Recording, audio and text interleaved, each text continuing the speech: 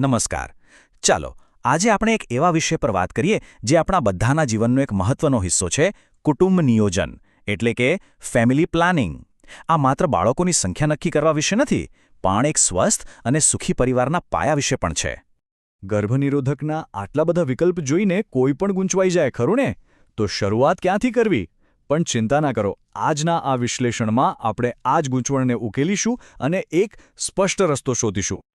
તો સૌથી પહેલાં એ સમજીએ કે આ ફેમિલી પ્લાનિંગ છે શું? વિશ્વ આરોગ્ય સંસ્થા એટલે કે WHO એને બહુ સરસ રીતે સમજાવે છે. એ કહે છે કે ફેમિલી પ્લાનિંગ એટલે લોકોને પોતાની ઈચ્છા મુજબ બાળકોની સંખ્યા, સમય અને બે બાળકો વચ્ચેનું અંતર નક્કી કરવાની શક્તિ આપવી. આ વ્યાખ્યામાં જ આખા વિષયનો સાર આવી જાય છે. આ બધું પસંદગી અને નિયંત્રણ વિશે છે.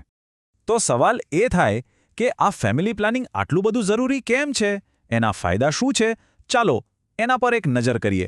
કારણ કે આ કેવળ એક વ્યક્તિગત નિર્ણય નથી, એની અસર આખા સમાજના સ્વાસ્થ્ય પર પડે છે. જુઓ, ફાયદાઓની લિસ્ટ તો લાંબી છે. એ અનિચ્છનીય ગર્ભાવસ્થા રોકે છે, માતા અને બાળક બંનેના સ્વાસ્થ્યને સુધારે છે, પરિવારને આર્થિક રીતે મજબૂત બનાવે છે. ટૂંકમાં કહીએ તો આ એક સ્વસ્થ સમાજની ચાવી છે. સારું, તો હવે આપણે સીધા મુદ્દા પર આવીએ, પદ્ધતિઓ વિશે. મોટાભાગે બધી પદ્ધતિઓને આપણે બે મુખ્ય કેટેગરીમાં વહેંચી શકીએ છીએ. અને આ બે ભાગને સમજવા ખૂબ જ જરૂરી છે, કારણ કે એના પરથી જ સાચો નિર્ણય લઈ શકાશે. અહીં સૌથી પહેલો અને સૌથી મોટો સવાલ એ છે કે ભવિષ્યમાં બાળકોની ઈચ્છા છે કે નહીં? જો જવાબ હા હોય તો અસ્થાયી પદ્ધતિઓ તમારા માટે છે. અને જો લાગે કે પરિવાર હવે પૂર્ણ છે તો કાયમી પદ્ધતિઓ એક વિકલ્પ બની શકે છે. આ એક નિર્ણય જ આગળની આખી દિશા નક્કી કરશે. ચાલો હવે આપણે અસ્થાયી પદ્ધતિઓના આ ટૂલકિટને ખોલીને જોઈએ. આમાં આપણી જરૂરિયાતો અને જીવનશૈલી પ્રમાણે ઘણા અલગ અલગ વિકલ્પો છે, એકદમ મેન્યુ કાર્ડની જેમ. તો આ અસ્થાયી પદ્ધતિઓને મુખ્ય 4 ભાગમાં વહેંચવામાં આવી છે: કુદરતી, અવરોધક, હોર્મોનલ અને IUCDs.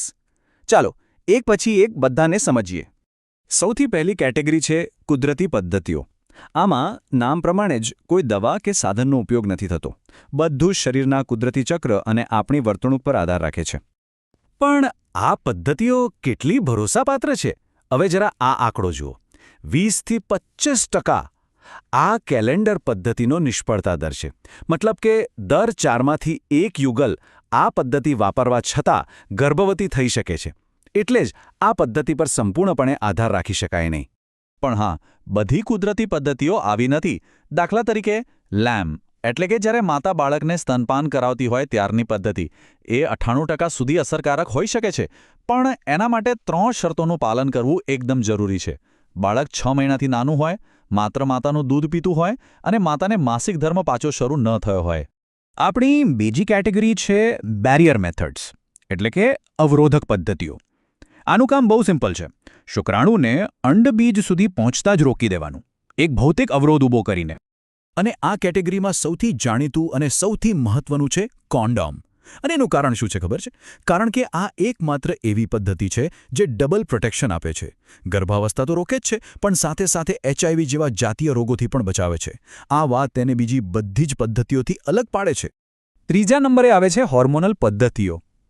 આ પદ્ધતિઓ શરીરમાં હોર્મોન્સના લેવલને એડજસ્ટ કરીને કામ કરે છે. તે ઓવ્યુલેશનની પ્રક્રિયાને જ અટકાવી દે છે, એટલે કે અંડાશયમાંથી અંડબીજ છૂટું જ નથી પડતું. આનું સૌથી કોમન ઉદાહરણ છે ગર્ભનિરોધક ગોળીઓ. એ ખૂબ જ અસરકારક હોય છે. અને હા, અહીં એક ખાસ વાત ધ્યાનમાં રાખવા જેવી છે. જે માતાઓ સ્તનપાન કરાવતી હોય તેમના માટે ખાસ મિની પિલ આવે છે, જે બાળકના સ્વાસ્થ્ય માટે પણ સુરક્ષિત હોય છે. અને આપણી છેલ્લી અસ્થાયી પદ્ધતિ છે IUCD. આ એક નાનું ટી આકારનું ડિવાઇસ છે જેને ડૉક્ટર ગર્ભાશયમાં મૂકી દે છે અને પછી લાંબા સમય સુધી ગર્ભાવસ્થા સામે રક્ષણ આપે છે. આ ચાર્ટ જુઓ, કેટલો ફરક છે. જ્યાં ગોળીઓ રોજ લેવી પડે છે, ત્યાં કોપર ટી જેવું IUCD એકવાર મુકાવ્યા પછી 10 વર્ષ સુધી રક્ષણ આપી શકે છે. એટલે જ લોકો એને ઘણીવાર ફિટ કરો અને ભૂલી જાઓ ઓપ્શન પણ કહે છે.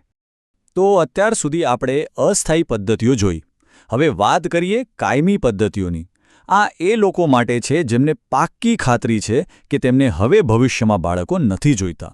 આ એક બહુ મોટો નિર્ણય છે, કારણ કે આ પ્રક્રિયાને સામાન્ય રીતે પાછી વાળી શકાતી નથી. આમાં 2 મુખ્ય વિકલ્પો છે: પુરુષો માટે નસબંધી અને સ્ત્રીઓ માટે નસબંધી. અને તમને જાણીને કદાચ નવાઈ લાગશે, પણ પુરુષો માટેની નસબંધી એ સ્ત્રીઓની સરખામણીમાં ઘણી જ સરળ, સુરક્ષિત અને ઝડપી પ્રક્રિયા છે. વાહ, આપણે ઘણી બધી માહિતી જોઈ લીધી. ચાલો હવે એક ઝડપી રિવિઝન કરી લઈએ અને કેટલાક મુખ્ય મુદ્દાઓને ફરીથી તાજા કરી લઈએ. આ ટેબલ એકદમ પરફેક્ટ સારાંશ આપે છે. તમે જુઓ, કોન્ડોમ જેવી બેરિયર પદ્ધતિ એક જ વાર વપરાય છે, જ્યારે આયુસીડી 5 થી 10 વર્ષ સુધી ચાલે છે. ગોળીઓ રોજ લેવી પડે છે, પણ એ રિવર્સિબલ છે, જ્યારે નસબંધી કાયમી છે. આનાથી એક જ નજરમાં બધો ખ્યાલ આવી જાય છે. હવે એક બહુ જ અગત્યનો સવાલ. માની લો કે કોઈ ગર્ભનિરોધક પદ્ધતિ નિષ્ફળ ગઈ અથવા કોઈ કારણસર અસુરક્ષિત સંબંધ બંધાયો, તો શું? આવી ઇમરજન્સી માટે પણ એક વિકલ્પ છે. પણ અહીં સૌથી અગત્યની વસ્તુ છે સમય. આ ઇમરજન્સી ગોળી અસુરક્ષિત સંબંધના 72 કલાક એટલે કે 3 દિવસની અંદર લેવી ખૂબ જ જરૂરી છે. અને યાદ રાખો, જેટલી જલ્દી લેવાય એટલી એની અસરકારકતા વધારે હોય છે. આ વાત ભૂલવી ન જઈએ. તો આટલી બધી માહિતી પછી સાચો નિર્ણય કેવી રીતે લેવો? જુઓ, સૌથી શ્રેષ્ઠ રસ્તો એ છે કે કોઈ હેલ્થ એક્સપર્ટ કે ડૉક્ટરની સલાહ લો. તમારી જરૂરિયાતો, તમારી જીવનશૈલી વિશે એમની સાથે ખુલ્લીને વાત કરો. દરેક પદ્ધતિના ફાયદા ગેરફાયદા સમજો અને પછી તમારા માટે જે શ્રેષ્ઠ હોય એ પસંદ કરો. યાદ રાખો, જાણકાર પસંદગી જ શ્રેષ્ઠ પસંદગી છે. અને અંતે ચાલો એક વિચાર સાથે આ ચર્ચાને પૂરી કરીએ. ભવિષ્યનો આદર્શ ગર્ભનિરોધક કેવો હશે? શું ક્યારે એવી કોઈ પદ્ધતિ આવશે જે 100% અસરકારક હોય, જેની કોઈ જ આડઅસર ન હોય અને જે સ્ત્રી પુરુષ બંને માટે એકદમ સરળ હોય? આ સવાલ પર વિચારવા સાથે જ આપણે આજનું આ વિશ્લેષણ અહીં સમાપ્ત કરીએ છીએ.